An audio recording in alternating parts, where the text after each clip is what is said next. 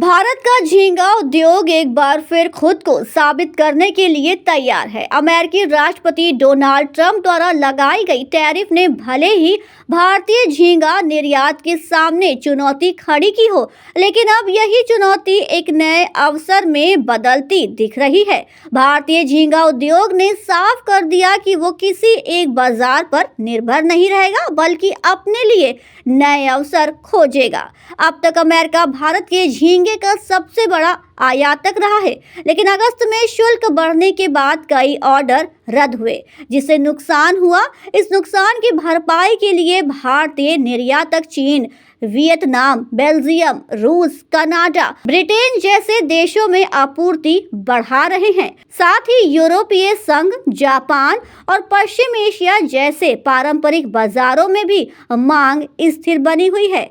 नतीजा ये है कि इस वित्तीय वर्ष में अमेरिका के बाहर के बाजारों में झींगा निर्यात मूल्य करीब 30% तक बढ़ गया है।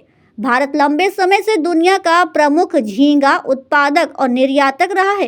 भले ही हाल के वर्षों में इक्वाडोर ने कड़ी टक्कर दी हो, लेकिन विशेषज्ञों का मानना है कि भारत फिर से शीर्ष स्थान हासिल करेगा। इसकी सबसे बड़ी वजह है झींगा पालन में तकनीकी उन्नयन और मूल्यवर्धन पर बढ़ता फोकस। आज झींगा भारत के समुद्री खाद्य निर्यात का करीब 70% हिस्सा बन चुका है।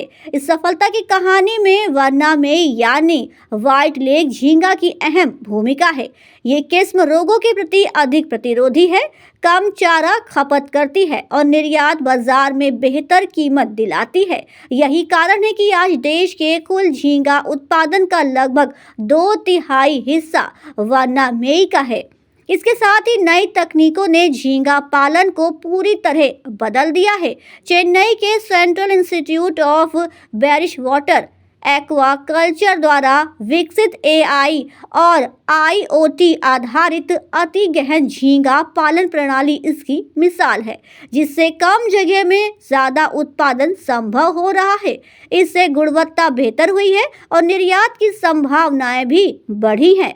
सरकार की प्रधानमंत्री मत्स्य संपदा योजना और अन्य योजनाएं भी किसानों और निर्यातकों को मजबूत सहारा दे रही है। हालांकि अमेरिका के शुल्क, सख्त गुणवत्ता मानक और यूरोपीय संघ जैसी जगहों पर खेप खारिज होने की समस्याओं पर अभी काम करना जरूरी है। बिजनेस से संबंधित खबरों के लिए सब्सक्राइब करें इंडस्ट्रियल एम्पायर।